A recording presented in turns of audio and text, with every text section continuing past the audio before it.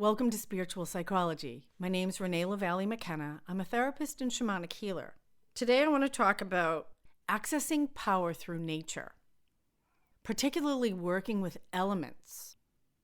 A lot of us think of elements just as the periodic table of elements like carbon and oxygen and magnesium. But I want to talk about elements in a more traditional way. And there's lots of different systems that use elements. There's 5-element acupuncture. A lot of Native American traditions talk about elements. I think this idea makes more sense to people who live closer to nature or more in contact with it, because there's a natural relationship with the elements that just develops without even thinking about it. Unfortunately, in contemporary life, we can spend weeks or even years without our feet ever touching the bare earth. We move from house to sidewalk, into cars or buses, onto more concrete, into another building, and back again. My experience is that the easiest way to access the realm of spirit for most people is through nature. This tragedy of modern life is that we're living in near total disconnect from wild places and the beauty and the power that they offer. Historically, we were provided with continual opportunities to engage with higher power through nature. Daily life included regular connection with the natural world through farming, hunting, gathering, and walking or traveling with animals. In spiritual psychology and many Eastern traditions, consciousness exists in all things, not just in people, but in places, in elements, in animals, and even things we would consider non-living, like rocks or air. The whole world is actually a complex configuration of consciousness, in my understanding, and we're all an intrinsic part of this creation. We're all children of the universe. Unfortunately, most of us feel disconnected from this great reality. We are like waves in the ocean, as the Buddhists like to say. We are like waves in the ocean that don't realize that we're actually part of the water itself. And my experience is that this disconnect that we feel existentially as humans is the root of almost all of our suffering and dysfunction. In fact, one could understand the story of Adam and Eve being expelled from the Garden of Eden in Genesis as an attempt to explain our experience of disconnection from the divine. In my experience, the divine is not some dude on a cloud that looks like Charlton Heston passing judgment on us. The divine is actually the life force that courses through our veins and runs through all of creation around us. So when we can become consciously aware of this life force and access higher consciousness, it connects us with aspects of ultimate reality, and it recognizes, or we get to recognize individually, experience the oneness of all creation. That dissolves fear. It also connects us with the spiritual principle that the highest good of one is the highest good for everyone involved, because we can experience our interconnectedness, as Thich Nhat Hanh likes to say, the interbeing of all things. So most people have had some experience with communing with the beauty and wildness of nature. Even if you have not had this experience directly, it lives in our cellular ancestral experience. We each have elements we relate to. Some people like the ocean, others like the forest, the desert, or meadow. I happen to love the moon. Many of my friends need sunshine to feel balanced. Wind, rock, water, and fire are all powerful elements that are essential parts of our being. Fire can be understood as our life force, air or wind as our breath. Our bodies are 70% water, and the other 30% are earth elements like carbon and other minerals, which are on the periodic table. So I find that the elements are really easy entry points, which allow us to encounter the spirit of nature directly. In Taoism and many other traditions, it is believed that everything has a soul. Everything has some consciousness, even seemingly inanimate forms like stone, ocean, sun, and trees. And this non-rational way of gathering wisdom is called animism. And in most ancient cultures, the realm of spirit was a given. It's only in modern life that we've degraded the transpersonal to the irrational. And, lots of people now worship scientific method and the physical world as the only reality, and believe that if it's not observable in a laboratory, it must not be real. If we can't make a lab rat do it over and over again, then there's something not valid about it. But connecting with spirit is an experience beyond the intellect. And when we can establish relationships with power and wisdom in the non-rational world, we get resources for deeper healing and transformation that are imperative for moving through the world in a healthy, balanced way. There's a beautiful Native American song and poem that says, "Earth my body, water my blood, wind my breath, and fire my spirit." The practice of connecting with the elements is easiest done outside. I've been seeing most of my clients on Zoom and by phone, and 3 times last week, I brought people outside to sit and connect with nature because they've been spending so much time in screens, so much time in media, overwhelmed with tapping into the current of fear and distress that totally takes them out of the present moment and totally takes them out of their body connection with present reality and the natural world, which is really the ground of being. So the work is to come out of our head and into our body felt experience. So the practice is to actually go outside. I'm so psyched. One of the things that I've gotten to do in the shelter at home time is redo my garden. It had really gone to shit, I gotta say. It was completely overgrown. It was weeds. I have this crazy neighbor. I haven't liked to go in my backyard because he's crazy and he stares out the window at me. But now things have grown up enough I can be out there.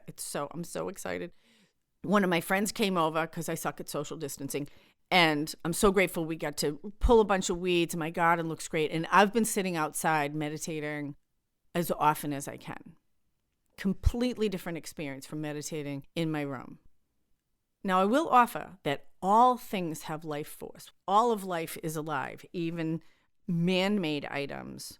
The chair I'm sitting on, the floor I'm standing on, the walls around me are all made of whirling atoms. So there is life force in all things, but it's much easier to access in nature. And connecting with elements is an incredibly powerful and nourishing practice. So you might consider within yourself right now, what are the elements that I enjoy? What feels comfortable? What gives me energy or peace? You know, I live near the ocean, and I know a lot of people that their spiritual practice is surfing. And a lot of surfing is actually just sitting in the ocean waiting for the wave. And the experience of being immersed in the immensity of the Pacific Ocean is incredibly rejuvenating, balancing, and settling for a lot of people if water is one of your primary elements. I'm a fire person. I always light a candle when I meditate. I'm an Aries. We've been going camping a lot and also lighting fires at the beach, and I love fire. I can stare at fire for hours. And the thing with fire, like with all the elements, you don't just observe it like you're watching a TV. If you're tending a fire, you have to tend it. It's a living thing. It will die if you don't care for it and move things around. And when you flip logs in different ways, they make the fire bigger, add things. It's an engaged process, just like being in the ocean. You have to move your own body so you don't sink and drown. There's a way to work with the element to allow it to support you. There's a way to work with fire to allow it to warm you or cook for you or provide light for you. I also really love trees and forest. You know, I was walking through a park. It's kind of funny because, you know, I say this all the time. I'm a fuck the rules person. So I walked my dogs at a park in Piedmont that was closed, and the police actually chased me out of there. It was kind of funny, but I can run really fast. Anyway, and they were on the other side of the street, so I got a kick out of it. I haven't been chased by the cops. I haven't been chased by the cops for oh my God, 40 years. Anyway, so it was kind of fun. In fact, as I was pulling out, I ran to my car. I got my dogs in really fast, and the police were going to drive up. I wasn't going to get a ticket probably or anything, but I didn't even want to talk to them. And I jumped in the car, and I sat in the car, and then I started driving, and they were coming up the street. I know they were looking for me, but because I'm such a mommy person, and they couldn't really see me from where they were because they talked to me on the speaker. They said, the park is closed. You need to leave. And and I drove right past them because I'm in my innocent mommy self, and they didn't know it was me. Anyway, I love stuff like that. So anyway, in this park, There's like this grassy knoll, and then there's this pathway, and it leads into the redwoods. And for me, I can viscerally feel redwood trees. They have so much power, groundedness. They practically speak or sing. When I'm in a grove of redwood trees, I get a physically felt experience of calming, feeling supported, feeling right-sized. I grew up with a lot of forests. I've always been a tree person. Redwood trees have a particular vibe. So if you're a tree person, you might want to consider, where have you felt connected in the forest? Is there particular kinds of trees that resonate with you? I had a client who loved the desert, and one of her primary elements was the creosote bush that permeated this place she loved to camp. She loved the smell of it and its resilience and ability to survive.